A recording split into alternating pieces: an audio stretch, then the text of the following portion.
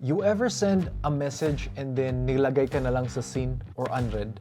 Ang katotohanan, ganyan din sa freelancing.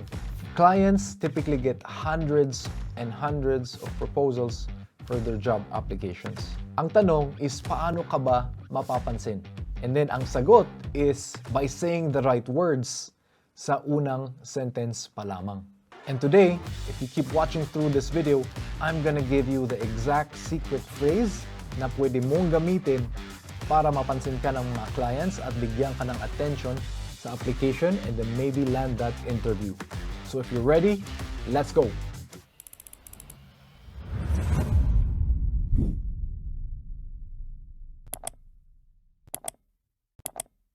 Alright, so let's say you found a job post that you like to apply for. You would read the job post description and you would submit your resume. And then the first thing you would type out, the first line that you would open up with is a generic line. Hello, my name is John and I'm interested in this job post. Or hello, my name is Susan and hire me, right?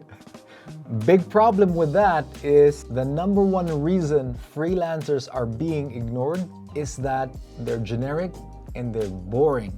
So imagine looking at it from the client's perspective. You have 100 applicants to your job, and then the first line, the first 3 seconds that you read, the first impression that you have of the freelancer is a desperate sentence saying, hire me, right? That's the worst thing you can do. That's why you get ignored. If you do this, typically what clients do, scroll, delete, not qualified, right? So you need to catch their attention in the first line of your application in order to stand out. All right, so now what do you say instead? Here's the secret phrase for you to say in order to stand out. I noticed a specific detail, insert a specific detail, read their job post, look at a specific detail, and then say, I noticed a specific detail in your job post, and then I have an idea to make it better. And then boom, that's it. That's your magic phrase. Let's break down why this works. Number one, it immediately shows that you read the job description. Throughout my reviewing of a lot of candidates that come through for our own job applications, it's rare. I would say 50-60%, unfortunately, of the freelancers that apply do not read the job description, let alone find something that they can expand on. So, number one, it shows you read the job description. Number two, it makes them curious.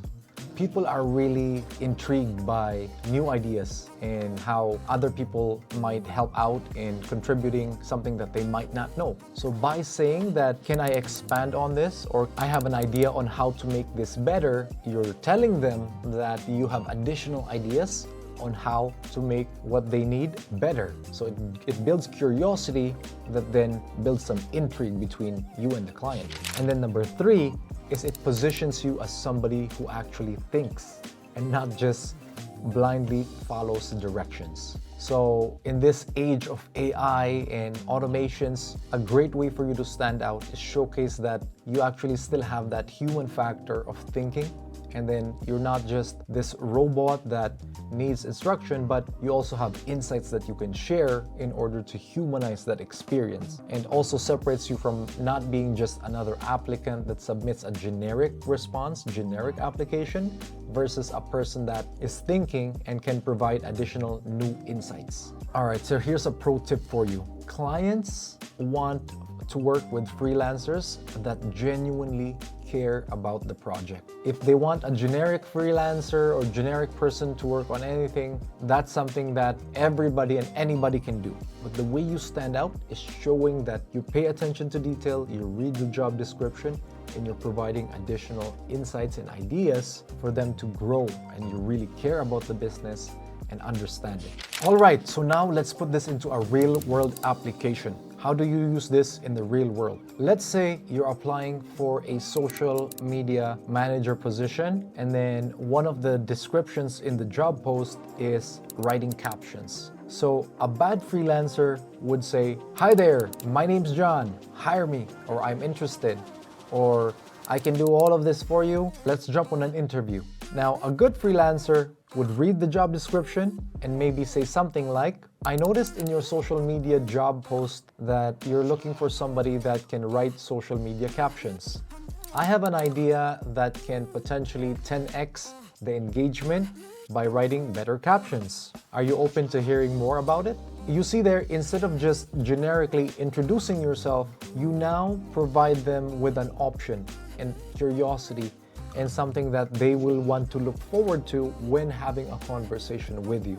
So with that first line alone, you're able to stand out and grab attention and be a freelancer that they would consider for an interview, just so they would learn that idea that you have for them. All right, so that's it. Now challenge time. Look at all of your proposals, all of your applications, and all the new applications.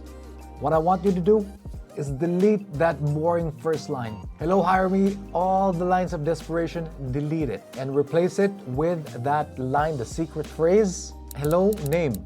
I noticed something specific about your job description and I have an idea on how to make this even better. And then you put the rest of your application. Try that out in your next application and then let us know how it went. Let us know if it improved.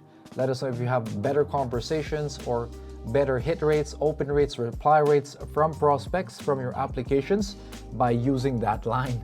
Drop your experiences in the comments below. I read all of them and I'll get back to you. But hold up. What if during your Q&A or your interview with the client asks you for your experience, but you don't have any experience or you don't have much experience?